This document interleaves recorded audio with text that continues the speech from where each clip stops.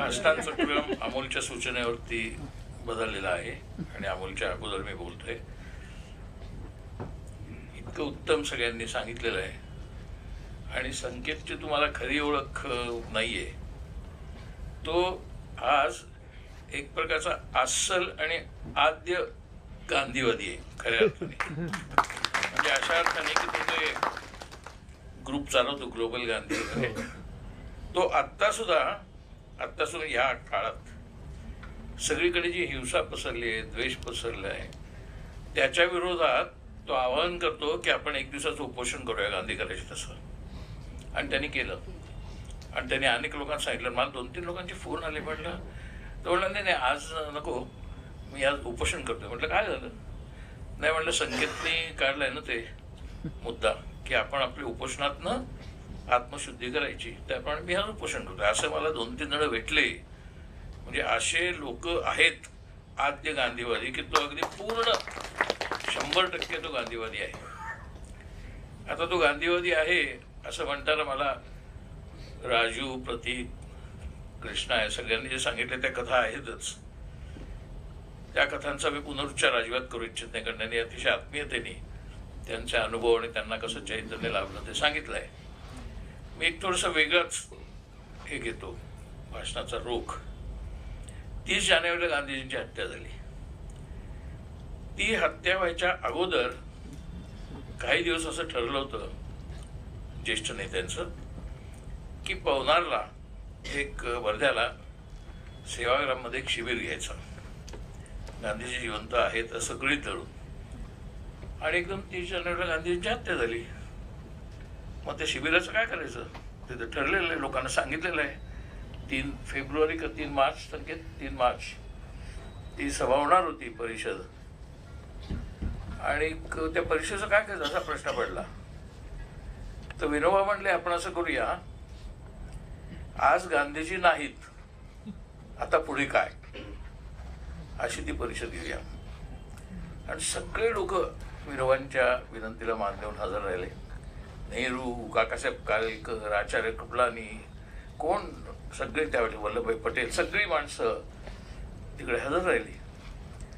त्याचं सगळं निवेदन तुम्हाला माहिती, गांधीजींचं काय जे बोलतील ते सगळं निवेदन करायची महादेव साहेब पद्धत होती, नंतर मणिबेनच्याकडे होती. तर तसं त्या बैठकीचा वृत्तांत आहे. तो इंग्रजीमध्ये आणि हिंदीमध्ये पण आहे. नाव Gandhiji is gone, what do we do. टायटलवरून असं वाटतं की ते हतबुद्ध झालेले आहेत, आता गांधीने काय करायचं. त्या परिषदेची सुरुवात सुद्धा अशीच आहे की आता आपण काय करणार, आपल्याला मार्गदर्शन करायलाच कोणी नाही. अशा हतबुद्धतेतनं, वरवर वाटणाऱ्या हतबुद्धतेतनं ती मिटिंग झाली. आणि सगळेजण म्हटले कोण आता मग त्यांची जागा कोण घेणार. तर त्यांची जागा कोणीच घेऊ शकत नाही. मग सगळेजण विनोबांना म्हणले तुम्हीच घ्या. त्याच्यामध्ये एक चर्चेला मुद्दा असा आला ज्याचा संदर्भ अप्रत्यक्षपणे यांनी केलाय, राजूने केलाय आणि संकेतने पण केला. तो असा की राजकारण म्हणजे काय. आता आपण सगळे 2024 साल बद्दल बोलतोय. काही काँग्रेस विरोधी वातावरणात वाढले आहेत, काही काँग्रेसच्या वातावरणात वाढले आहेत. काहींना काँग्रेस मान्य आहे, राहुलही मान्य आहे, पण आमचा कॅन्डिडेट होपलेस आहे आमच्या एरियातला, त्यामुळे काँग्रेसला मत नाही देणार आम्ही. पण त्याच्यापेक्षा तो हा कार्यकर्ता बरा आहे, तो चांगला तरी आहे, निदान भ्रष्ट नाही आहे, तर त्याला मत. अशा विचित्र द्विधात्रिधाने अनेक विधा मनस्थितीत लोक प्रत्यक्ष आहेत. त्यामुळे कोणीही अशी गॅरंटी देत नाहीये यात्रेनंतर सुद्धा किंवा काँग्रेसला किमान 250 जागा मिळतील असं कोणी म्हणत नाही. सगळेजण म्हणतात कसे करून मोदी हलवला पाहिजे. इव्हन इंडिया हे जे नाव घेतलंय ते बहुतेक लोकांना माहीत नाही, ते कोणी बोलत पण नाही. राहुल बोलत नाही. ते प्रपोजल राहुलचं होतं. इंडिया हे नाव प्रपोजल राहुलचं होतं. आणि राहुलने कटाक्षाने सांगितलं जयराम रमेशला आणि काही लोकांना की माझं नाव येता कामा नाही, की मी सुचवलंय हे येता कामा नाही, म्हणून तो प्रस्ताव ममताने मांडला. पण प्रत्यक्षात ते नाव सुद्धा राहुलने सुचवलं होतं. आणि ते INDIA फुल फॉर्म जो होता करायचा होता, डेमोक्रेटिक डेव्हलपमेंट जो आज झाल्यानंतर. आणि त्यावेळेला ते नाव इतकं दिल्याबरोबर हिट झालं सगळीकडे. ते किती हिट झालं ते पाहतोय आपण. गांधींना रात्रभर झोपच लागत नाही, त्यांना कळत नाही पण भारतात राहतोय का इंडियात. तर मुद्दा असा की त्यावेळेला विनोबांनी सांगितलं की राजकारणातनं बाहेर पडणारं राजकारण असलं पाहिजे, म्हणजे सत्ताकारणातनं बाहेर अशा प्रकारची चर्चा त्या गांधी गेले आता काय करायचं त्या विषयावर आहे. राहुल गांधींच्या यात्रेतनं मला जे जाणवलं, मी राहुल गांधींकडे पाहून त्यांना भेटून सुद्धा यात्रेत नाही, मी प्रत्यक्षात त्यांच्यावर झालो, मला एकही सेल्फी नाही आहे, की राहुल गांधींना आत्ता खरोखरच तुम्हाला सांगतो, हे मात्र माझं मी त्यांना न विचारता सांगू शकतो, त्यांना अजिबात इंटरेस्ट नाही प्राईम मिनिस्टर होण्यात. खरं म्हणजे त्यांना विचाराल ना तर काँग्रेस कसे कोण राजवाडे पाहिजे असं पण वाटत नाही. त्यांना एक प्रकारे ते जे विनोबांना वाटायचं तेच, politics without politics, politics without power struggles, politics without power. तुम्हाला एक आठवत असेल वाक्य राहुलचं, त्यांना जेव्हा पहिल्यांदा व्हाईस प्रेसिडेंट नेमलं, त्यांचं जयपूरला भाषण झालं, तेव्हा त्यांनी सांगितलं की पॉलिटिक्स इज पॉइझन. आठवतंय का? आणि ते मला पूर्ण पटलंय असं राहुल म्हणले होते. तो मला वाटतं त्यावेळेला त्यांच्या डोक्यात सुद्धा पूर्ण प्रगल्भ झालेला नसलेला विचार होता. तो यात्रेच्या काळात प्रगल्भ झालेला आहे. He is beyond prime ministership, he is beyond power, he is beyond money, he is frankly, आध्यात्मिक तर आहे की नाही म्हणायचं नाही, संकेत मानतो, ही इज ॲब्सोल्युटली अन आध्यात्मिक पॉलिटिशियन. म्हणजे कशा अर्थाने स्वातंत्र्य मिळालं 15 ऑगस्ट 47ला, त्यावेळेला हा सगळा फुलून आली होती दिल्ली, काय देश काय फाळणी झालेली असून सुद्धा फुलून आलं होतं स्वातंत्र्याच्या भावनेने. तेव्हा नेहरू गांधीजीकडे नव्हतेच कुठे. गांधींचं नेहरूंचं पहिलं भाषण गांधींनी ऐकलं नाही आहे थेट, ते तिकडे नौखालीच्या परिसरामध्ये हिंदू मुस्लिम दंगल चालली होती तिकडे, त्याचा प्रसंग गांधी चित्रपटात आहे. आणि त्यावेळेचं वातावरण असं होतं की गांधी कुड हॅव बीन किल्ड, इतकं ते, आणि गांधी कुड हॅव बीन किल्ड बाय सम मुस्लिम फॅनेटिक्स, असं पण वातावरण तिथे होतं. तेव्हा ते दोघांच्या मध्ये उभे राहिले होते, दोन वस्त्यांच्या. त्यावेळेला जे गांधी सांगतात ते डायलॉग आहे बघा शेवटी गांधी फिल्ममध्ये, की आता काय याच्या पलीकडे जायला पाहिजे, नुसतं हिंदू मुस्लिम नाही, पॉलिटिक्स अँड पॉवर. मला वाटतं ते अलीकडे राहुल गांधींना पूर्णपणे रुजलं आहे, त्यांच्या व्यक्तिमत्वात रुजलं आहे, त्यांच्या व्यवहारात रुजलं आहे, त्यांच्या राजकारणात रुजलं आहे. ती भावना यात्रेमध्ये ते लोकांपर्यंत पोहोचू शकले. राजू जे म्हणला की त्या कुठेतरी जाणाऱ्या कोणत्याही माणसाला आपण फोटो काढावा वाटत नव्हतं, यावं नव्हतं, तिकीट मिळावं, असं काही संबंध नव्हता. त्याचं कारण ते आहे की ती भावना ते लोकांपर्यंत नेऊ शकलेले आहेत. अरविंद जोशींच्या फिल्ममध्ये पण ते येतं की लोकांना काही तिथे कोणी ते तिकीट मागायला आलेलं नव्हतं, कोणाला काही नको होतं, किंवा ना सगळ्यांचा कोणी सॅक्रिफाईस होता तिथे येण्यात.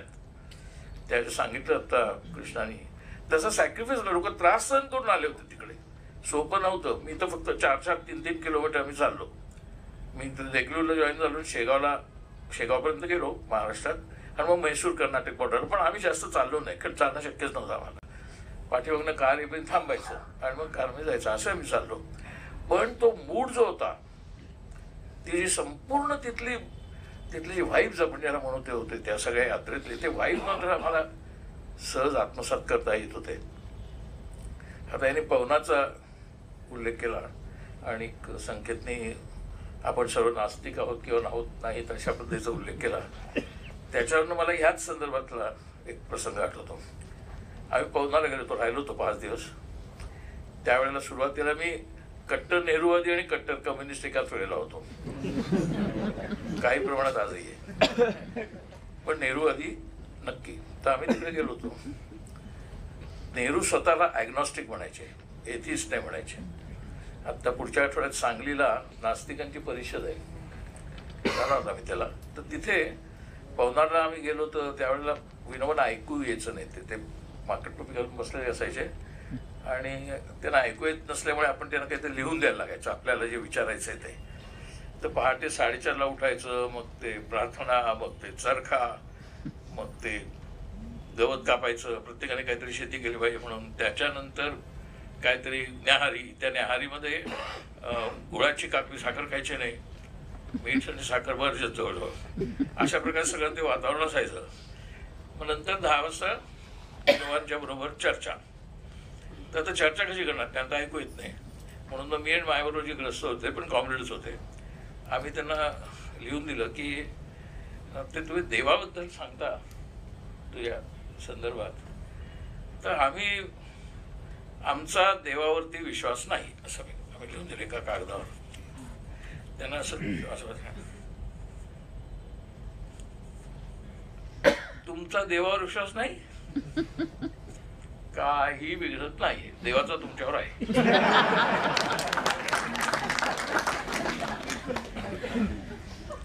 म्हटलं आता आपली दांडी जुळली त्याच्यावर काय बोलणार. आम्ही पण शाणे ना, आम्ही लिहून दिलं की आमचा देवावर विश्वास नाही, कारण आम्ही कम्युनिस्ट आहोत. कम्युनिस्टांचा देवावर विश्वास असू शकत नाही.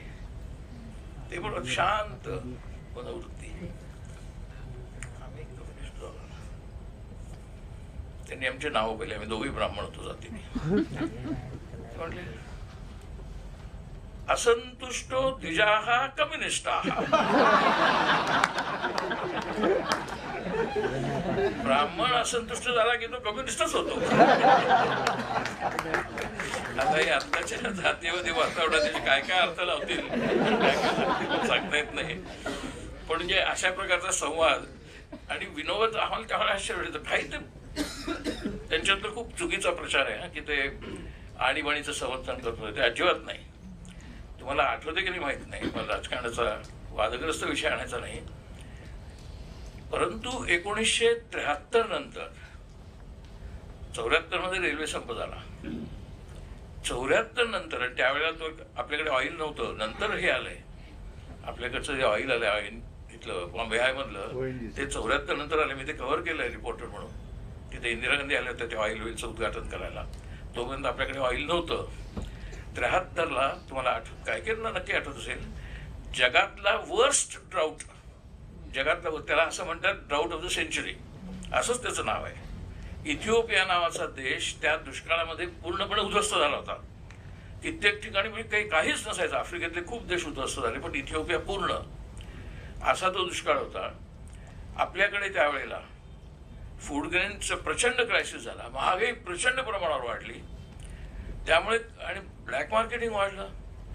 त्यावेळेला इंदिरा गांधींनी फूड ग्रेन टेक ओव्हर करायला पाहिजे का, आपण अशी भूमिका मांडली की आता सगळं अन्नधान्य आपण एकत्र सरकारतर्फे जमा करून समाजामध्ये वाटावं. फूड ग्रेन टेक ओव्हरची कल्पना मांडल्याबरोबर व्यापाऱ्यांनी संप केले. पण मुंबईला विरेन शाह म्हणून इंडस्ट्रियलिस्ट होते, ते व्यापारी संघटनेचे अध्यक्ष होते. त्यांनी संप केले सुरू. म्हणजे त्यांनी स्वतः संप सुरू केल्यामुळे अजून टंचाई वाढली फूड ग्रेन्सची.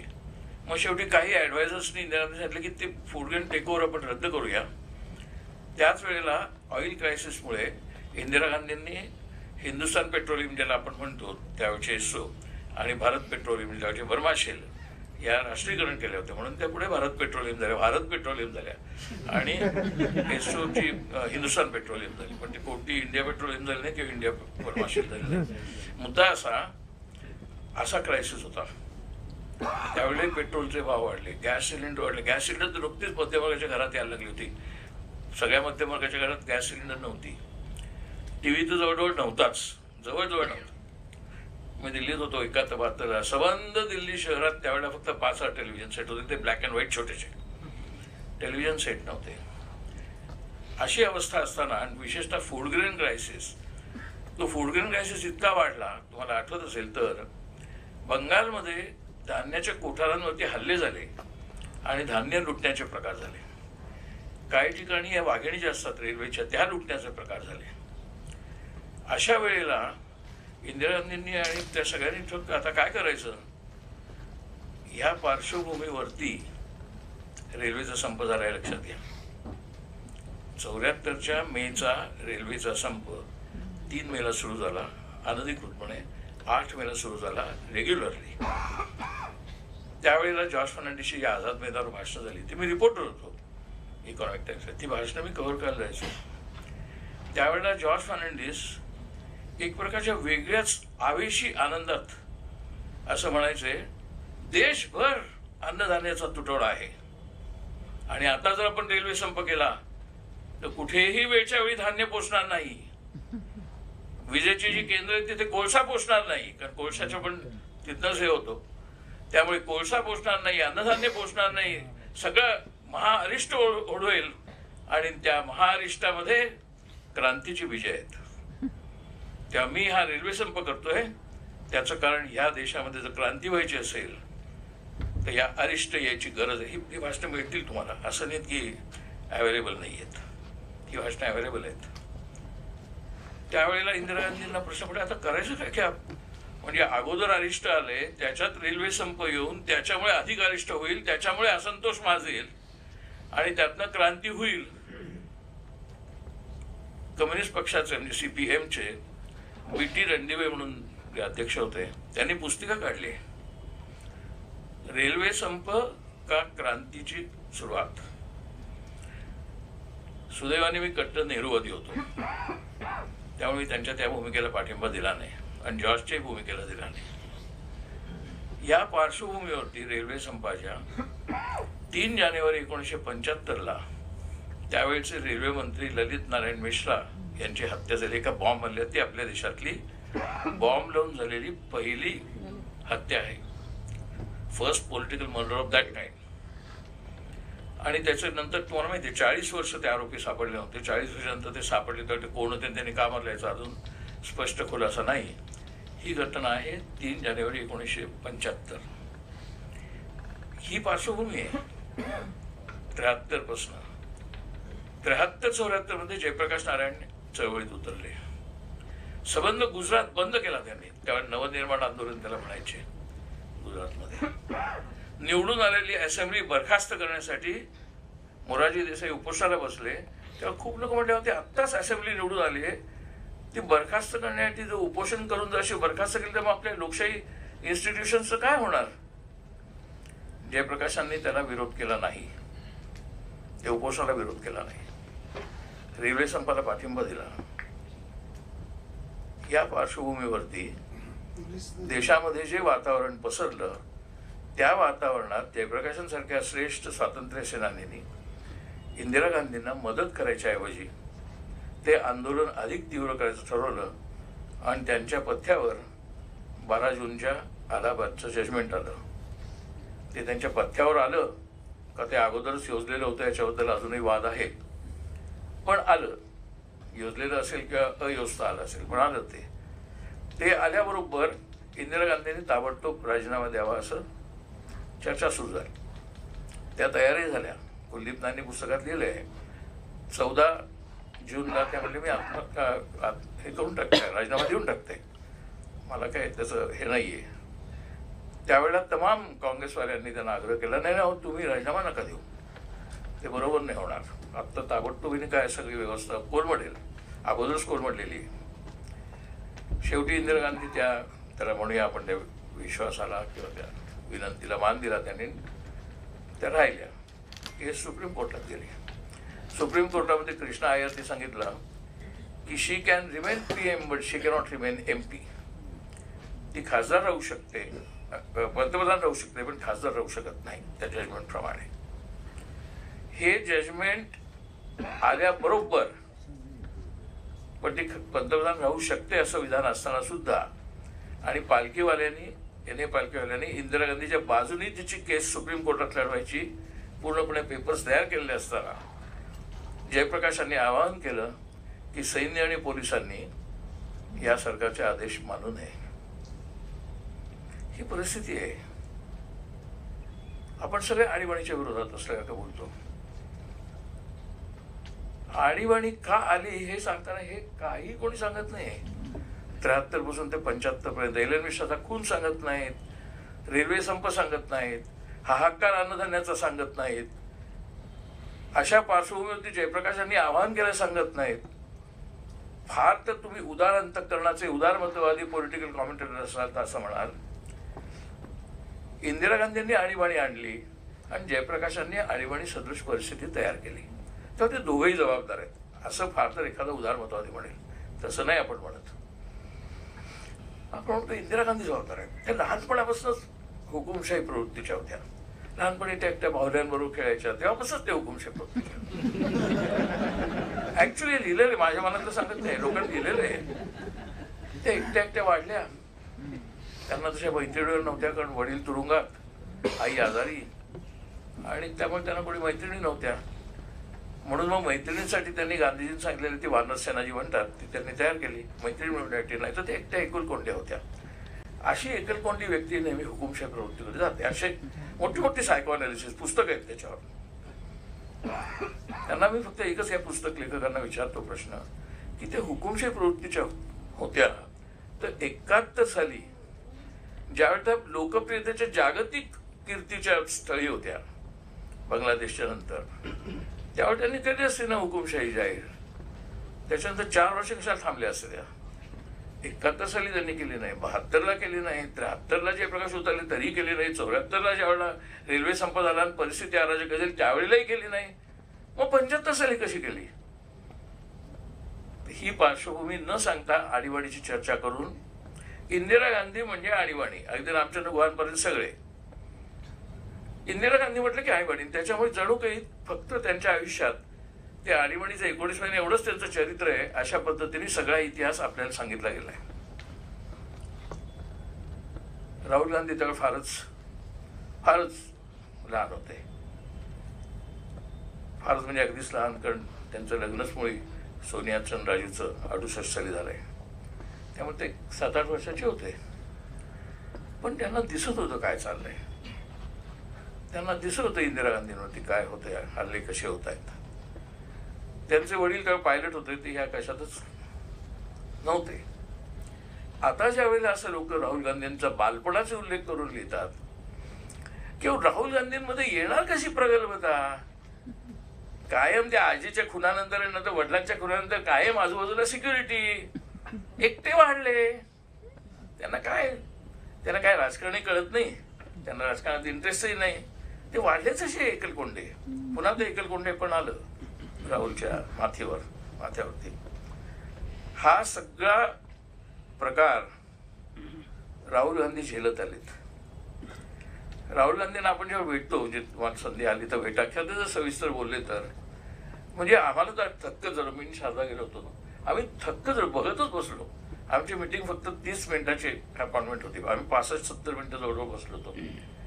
त्या 65-70 मिनिटामध्ये यू विल नॉट बिलीव्ह जवळजवळ 55 मिनिटं, जास्त 57-58 मिनिटं तेच बोलत होते. पण ते बोलत कशावर होते? आम्ही गेलो होतो ते इलेक्शनच्या पार्श्वभूमीवर की भारतातली इलेक्शनची अवस्था फार वाईट आहे, काँग्रेसची अवस्था खूप वाईट आहे, काँग्रेसचे लोक पुरेसं काम उत्साहाने करत नाहीत, कित्येक लोक मोदींच्या बाजूने काँग्रेसमध्येच बोलणारे दिसतात. हे सगळं आम्ही त्यांना काँग्रेसची अवस्था काय आहे, लोकांमधला मूड खरा काँग्रेसच्या एवढा विरुद्ध नाहीये, पण परिस्थिती काय आहे, हिंदुत्वाचं कसं वाढतं हे सांगायला गेलो होतो. त्यांनी आम्हाला त्या 57-58 मिनिटं ते जे बोलले त्याच्यामध्ये त्यांनी हिंदुत्वाचं तत्वज्ञान, इस्लामचं तत्वज्ञान आणि वेस्टर्न ख्रिश्चनचं तत्वज्ञान ह्याच्यावरती अक्षरशः प्रवचन दिलं. आणि ते म्हणले मला एक सांगा. आम्ही काय सांगणार, आम्ही सांगायला गेलो तर वेगळंच नाही, वेगळंच. ते म्हणले की गांधीजी स्वतः माहिती आहे ना, गांधीजी स्वतःला त्यांना कोणतरी विचारलंय का रिपोर्टरनी, but you are a Hindu, you always say you are a Hindu. Gandhi म्हणले no, I am a proud Hindu, I am a proud Hindu, not just Hindu, असं गांधीजी म्हणले होते. ते पण त्यांनी आम्हाला सांगितलं. म्हणले Gandhiji is a proud Hindu. My grandfather Nehru never condemned Hinduism. So what is the difference between RSS Hinduism? My grandfather Nehru's Hinduism, who was agnostic, who was not in any sense a religious person, and Gandhi's Hinduism, who said he is proud Hindu. गांधीजींचा एकही photo, एक सुद्धा तुम्हाला जर पूजा करताना दिसला देवासमोर तर मी तुम्हाला तो फोटो देईन, मी 1000 रुपये देईन. एक सुद्धा फोटो तुम्हाला गांधींचा पूजा करताना दिसणार नाही. एक सुद्धा फोटो देवळामध्ये जाऊन आरती करताना दिसणार नाही. एक सुद्धा फोटो ते प्रार्थना देवाचे म्हणताना दिसणार नाहीत. ते ईश्वराला तेरोनामचीच प्रार्थना असायची. आणि त्यांचा सहिष्णुतावाद एवढा मोठा की अफगाण गांधी ज्या वेळेला आले आणि त्यांना कळले की अफगाण गांधी तर मुस्लिम आहेत, त्यामुळे ते मटण वगैरे खाणार, तर त्यांनी त्यांच्या, बरोबर ना संकेत, त्यांच्या सेक्रेटरीला सांगितलं त्यांना दे काय मटण द्यायचे त्या आश्रमात. तो त्यांच्या जीवनशैलीचा भाग आहे. माझं मत आहे मी खाणार नाही आणि लोकांनी खाऊ नये, पण त्यांना नाही मी असं सांगणार असं सांगून त्या खान अब्दुल गफार खानांची जी स्वतःची, त्या आपण टोळीच म्हणूया, आपण सैन्य म्हणण्यापेक्षा ती जी टोळी होती, त्या टोळीमध्ये जवळजवळ 1,00,000 लोक होते. आणि ते सगळे सिंगल गन नाही, तुम्हाला अफगाणचं आठवत असेल तर ते असे डबल असे गन घेऊन असतात, दोन्ही गन. असं ते प्रचंड सशस्त्र सैन्य किंवा टोळी खान अब्दुल गफार खानांची. अशा भ्रमात राहू नका. तो व्हायरस, ते विष खूप खोलवर गेलेलं आहे त्या नफरतीचं, विशेषतः सुशिक्षित मध्यम वर्गामध्ये. सुशिक्षित मध्यम वर्गामध्ये म्हणजे ते डॉक्टर्स आहेत, व्यक्तिगत जीवनात प्रामाणिक आहेत, डॉक्टर्स आहेत, वकील आहेत, आर्किटेक्ट, अकाउंटंट्स आहेत, प्राध्यापक आहेत, गणिताचे प्राध्यापक आहेत, तत्वज्ञानाचे, सर्व प्रकारचे लेखक आहेत, कवी आहेत, इंटेलेक्च्युअल्स आहेत. त्या सर्वांमध्ये जेवढा मुस्लिम द्वेष आहे, जेवढा काँग्रेस द्वेष आहे, जेवढा नेहरू, इंदिरा, सोनिया, राजीव आणि राहुलच्या बद्दलचा द्वेष आहे, तेवढा द्वेष मी माझ्या 50 वर्षाच्या पत्रकारितेत नंतर गेल्या 10 वर्षात पाहिलेला नाही. यात्रा सुरू झाल्यानंतर सुद्धा, किंवा आता लोकसभेमध्ये राहुल गांधी जेव्हा भाषण करत होते तेव्हा तुम्ही पाहिलं असेल तर द्वेषाचा असा एक उन्मादी आविष्कार असतो त्यांच्या त्या ह्याच्यामध्ये. इतका उन्माद देशात आहे, इतकं विष खालवर पसरलेलं आहे मुसलमानांच्या विरुद्ध, किंबहुना मुसलमानांच्या विरुद्धचं विष ते काँग्रेस विरोधाचं विष मानतात. ते असं म्हणतात की अच्छा तुम्ही काँग्रेसला मत देणार म्हणजे मुसलमानचं राज्य आणणार वाटतं, इतकं ते त्यांनी इक्वेट करून टाकलेलं आहे. त्यांना हेही माहित नाही की अलाहाबादचं त्यांचं घर राहतं मोतीलाल नेहरू लक्षाधीश होतं, त्या काळातले लक्षाधीश त्यांनी काँग्रेस पक्षाला दिलेलं होतं काम करायला.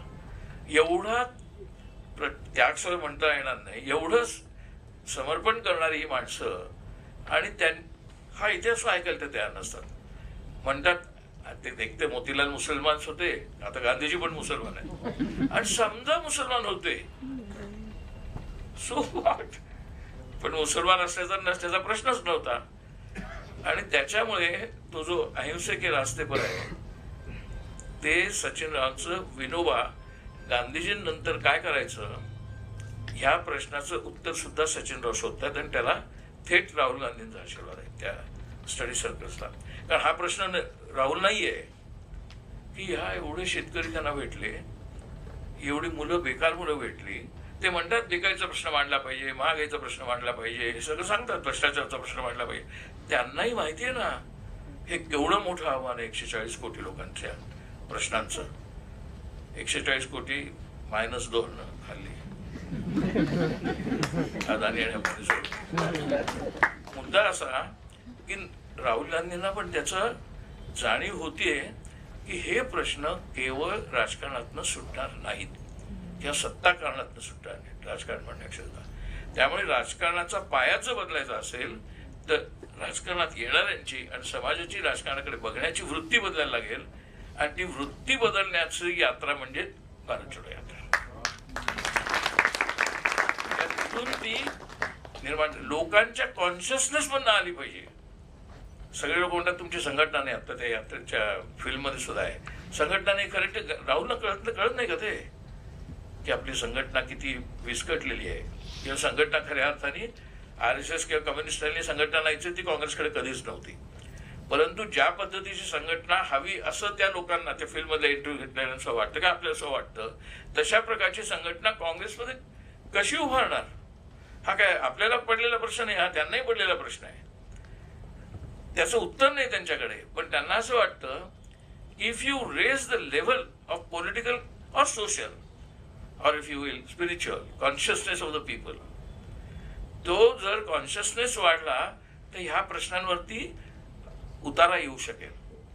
पण आता जर तुम्ही पाहाल तर कोणत्याही शॉपिंग मॉलला जा, कुठे मध्यमवर्गाचा जो लोभ दिसतो तिथे त्या शॉपिंग मॉल्समध्ये असेल किंवा एकूण वस्तूंबद्दलचा लोभ हा गेल्या 10 वर्षात, विशेषतः मोदींच्या 10 वर्षात इतक्या प्रचंड प्रमाणात वाढलेला आहे तो लोभ, की आपल्याला त्याची भीती वाटते. मला शॉपिंग मॉलला आम्ही जातही नाही जास्त, पण पहिल्यांदा भीती वाटते.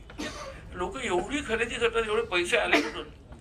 आपल्या पुण्यामध्ये सध्या विजय केळकर राहतात. विजय केळकर म्हणजे भारताचे जवळजवळ 15 वर्ष चीफ इकॉनॉमिक ॲडवायझर टॉप.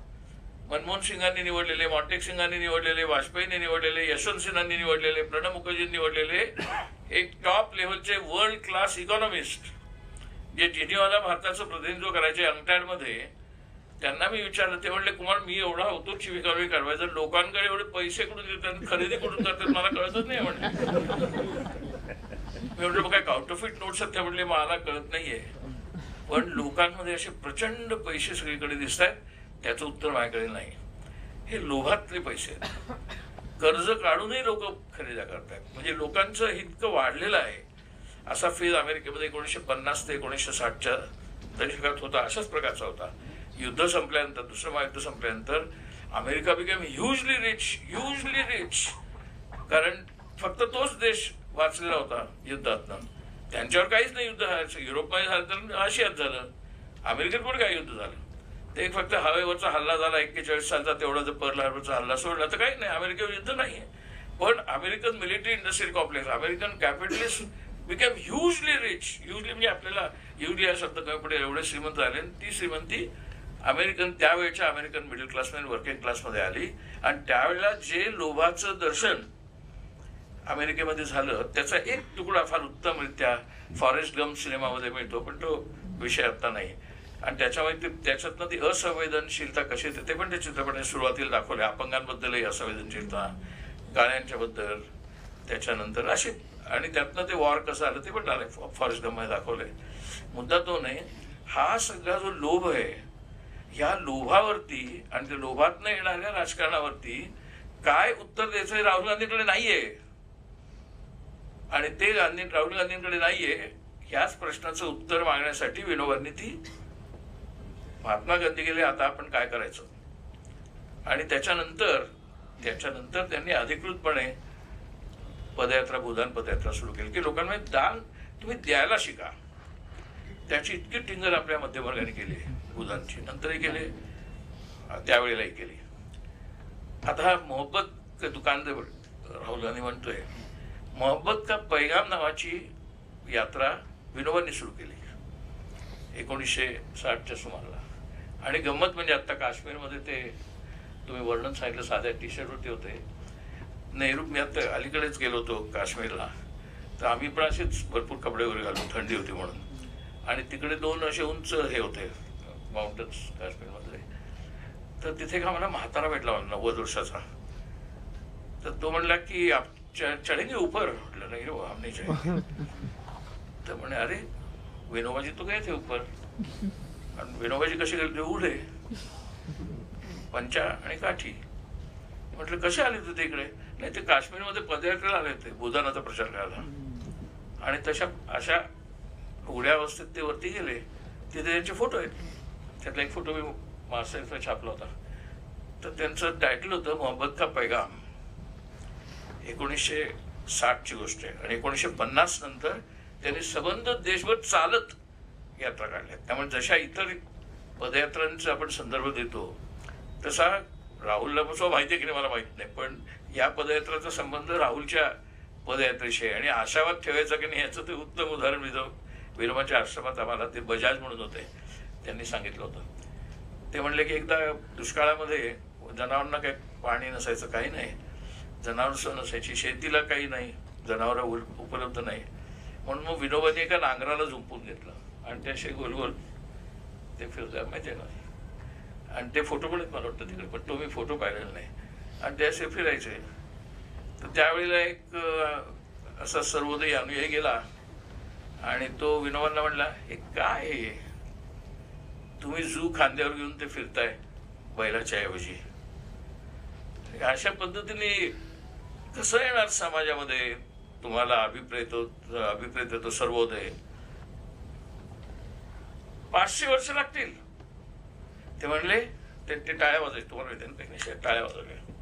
ते म्हणले तुम्ही टाळ्या काय वाजवल्या? नाही, तुझ्या अगोदर एक माणूस आला होता, तो म्हणला 1000 वर्ष लागतील. 500 तर कमी झाले म्हणले.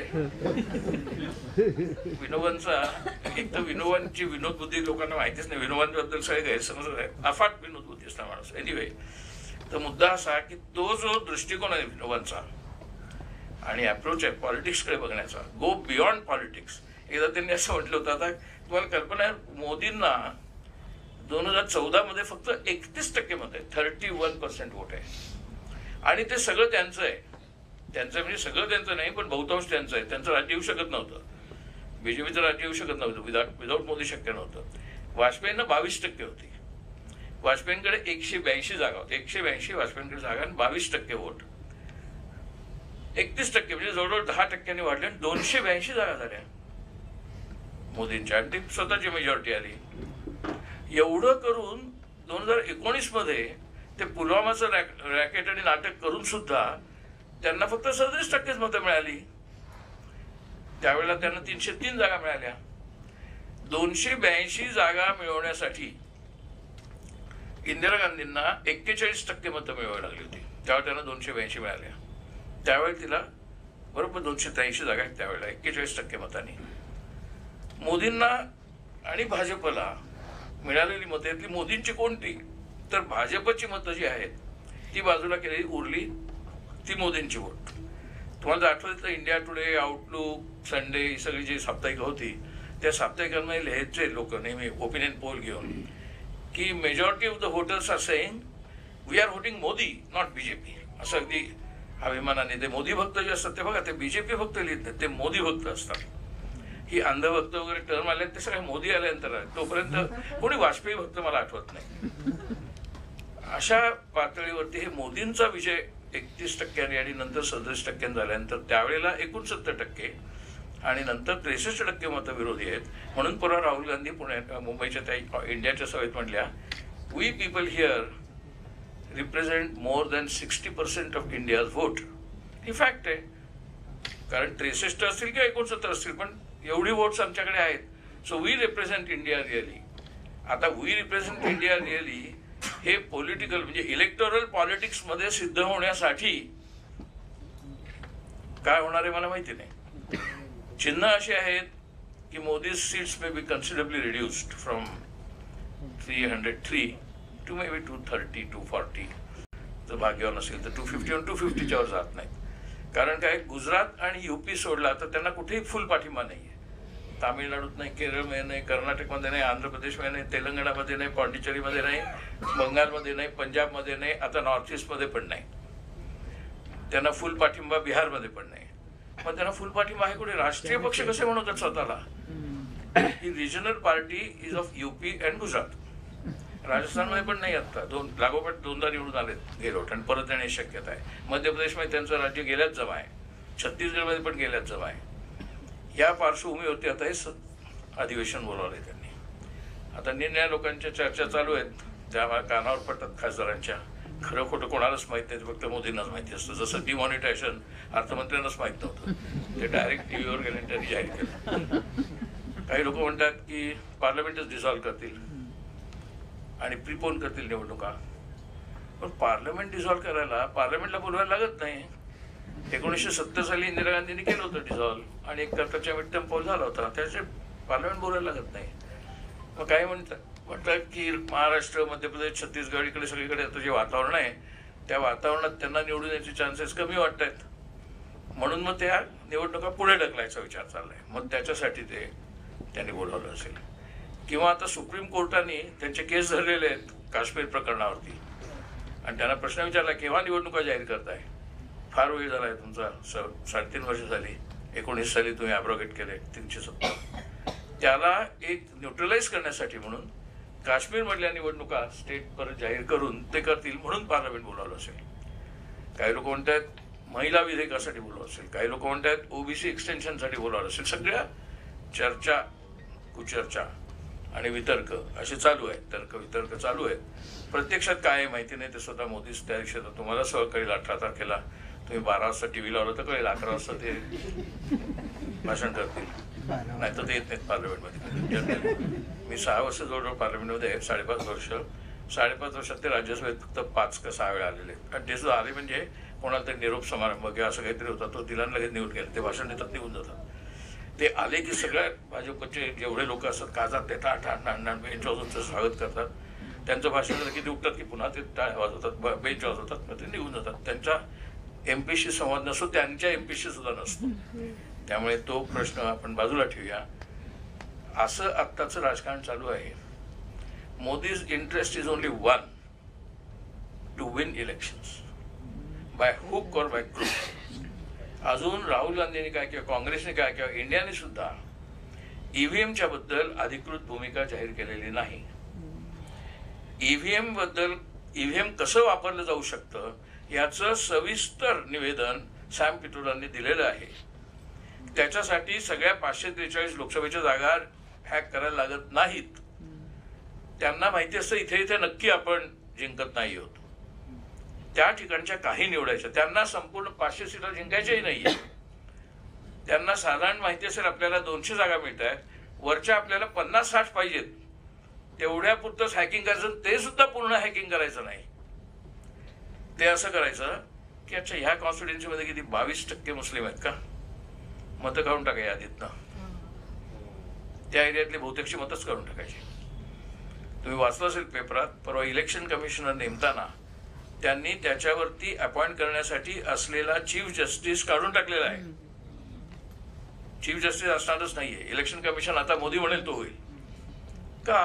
कारण आता त्यांच्या समोर कमीत कमी 15 अर्ज आहेत की आम्हाला ईव्हीएमच्या बद्दल भूमिका घ्या. इलेक्शन कमिशननी ती घेणार नाही. या घडीपर्यंत 2019च्या निवडणुकांचा संपूर्ण डेटा उपलब्धच नाहीये.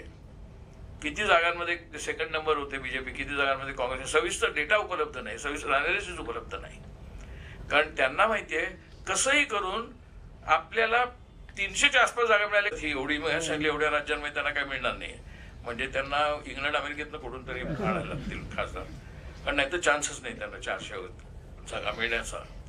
त्यांना कसंही करून निवडून यायचंय.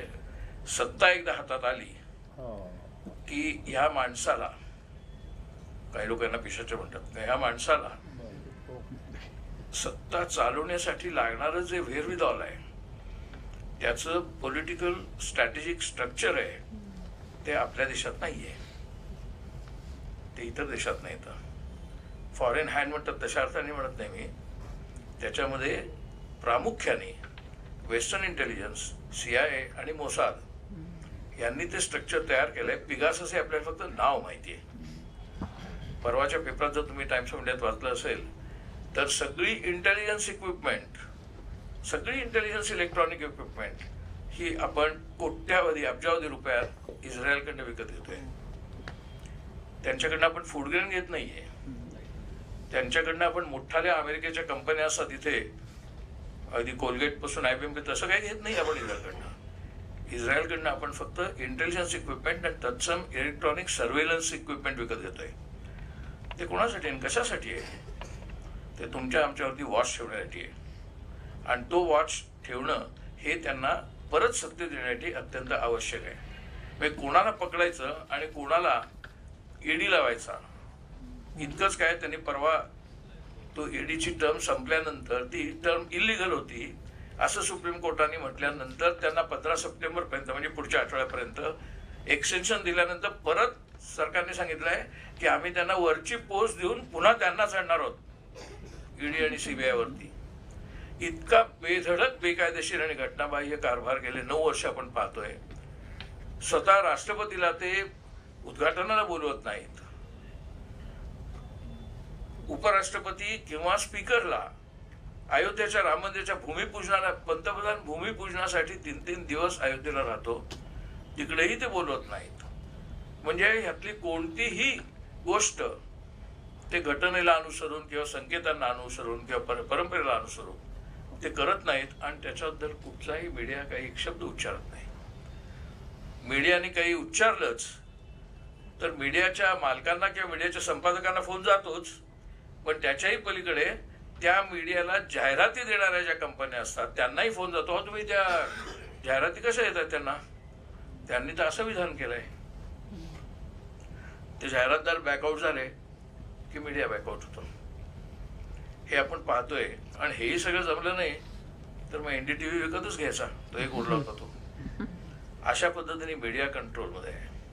ब्युरोक्रेसी अंडर थ्रेट आहे. BJPचे खासदार are terribly afraid of what Modi will do. हे वातावरण आज देशात दहशतीचं आहे आणि ते नोकरशाहीमध्ये आहे, ते पोलिसांमध्ये आहे, ते अकॅडमिक्समध्ये आहे. अशोका युनिव्हर्सिटीमधल्या दोघांना काढून टाकले कारण 26 लेख छापला म्हणून. 26 काय लिहिलं होतं, 19 सालची निवडणूक कशी रीक केली गेली. ह्याचा थिओरिटिकल रिसर्च पेपर आहे तो मनुष्य राजकारणाचा नाहीये. प्राध्यापक 26 काढून टाकले 2 प्राध्यापकांना. अमर्त्य सेनला नालंदावरनं काढून टाकलं. JNU मधले जवळजवळ 1/3 प्राध्यापकांना काढून टाकलेलं आहे. जामियामधल्या लोकांना काढून टाकलेलं आहे. असा control over academics, control over media, control over police system, control over bureaucracy आणि कंट्रोल ओव्हर ज्युडिशियरी. प्रत्येक जजला भीती कोण फंदात पडा आपला लोया होईल, त्याच्यामुळे ज्युडिशियरी पण फंदात पडत नाही. अशी ही वेगळ्याच प्रकारची डिक्टेटरशिप आपल्या देशात चालू आहे. आणि त्याच्या पाठीमागे काय आहे तर सगळ्यांच्या मनात आलेलं भय. आणि म्हणून नफरत छोडो, पण राहुल गांधींची मुख्य घोषणा आहे डरो मत. आणि डरो मत ही जी घोषणा आहे ही त्या Gandhiji is gone what do we do नाव ह्या परिषदेमध्ये जी चर्चा झाली त्याच्यामध्ये हीच भूमिका मांडली होती की आता आपल्याला सर्व प्रकारचे आव्हानं आहेत आणि आपल्याला we have to fight without fear and without favour. Fight without fear and without favour हा त्या गांधींच्या हत्येनंतर झालेल्या बैठकीचा मुख्य संदेश होता. तुम्हाला मिळालंच कुठे पुस्तक तर बघा, Gandhi is gone what do we do नाव असं ते टायटल आहे. त्यात कोणाचं लेखक वगैरे काही नाही, त्यात गोपाळकृष्ण गांधींची प्रस्तावना आहे बहुतेक. फक्त ती चर्चा आहे, ती चर्चा बऱ्याच अंशी व्हर्बॅटिम दिली कारण ती मोठी झाली असती 2 दिवस चाललेल्या परीक्षेचे. पण ती व्हर्बॅटिम बऱ्याच महत्वाचे सगळे पॉईंट आहेत. काकासाहेब कालेलकर वगैरे सगळ्यांचे ते वाचल्यानंतर तुम्हाला लक्षात येईल की आपली म्हणजे इथे जमलेल्या लोकांची लिगसी खरोखर उज्ज्वल आहे आणि ग्लोरियस आहे. अशी लिगसी नाहीये अमेरिकेत, इंग्लंडमध्ये, जर्मनीमध्ये. अशा प्रकारची लिगसी नाही. अमेरिकेतून इंग्लंडमध्ये खूप चांगल्या लिगसी आहेत. चार्टिस्ट मुवमेंट इंग्लंडमधली खूप महत्वाची आहे. अमेरिकेमधली 1776 आणि 1861 मधली एकदम महत्वाची आहे. त्या आहेत, त्याच्याबद्दल काही कमी वागायचं कारण नाही. परंतु ही जी लिगसी आहे आपली गांधीजी आणि विनोबांनी दिलेली आणि पंडित नेहरूंनी कटाक्षाने पुढे चालवलेली. मी ॲग्नॉस्टिक आहे असं म्हटलं तर मी कोणत्याही रिलिजनच्या विरुद्ध बोलणार नाही. आणि आता अलीकडेच तुम्ही ओपनहायमर सिनेमा जर पाहिला असेल तर त्या ओपनहायमरला नेहरूंनी बोलावलं होतं आणि आईन्स्टाईनशी चर्चा करताना त्यांनी सांगितलं होतं काय आहे. त्यावेळेला आईन्स्टाईन असंच म्हणले होते, if we don't control the mindless science the world will be destroyed. आणि ते त्या चित्रपटाचा शेवट आहे, ते दाखवलंय पृथ्वी जळताना. Mindless science must be control.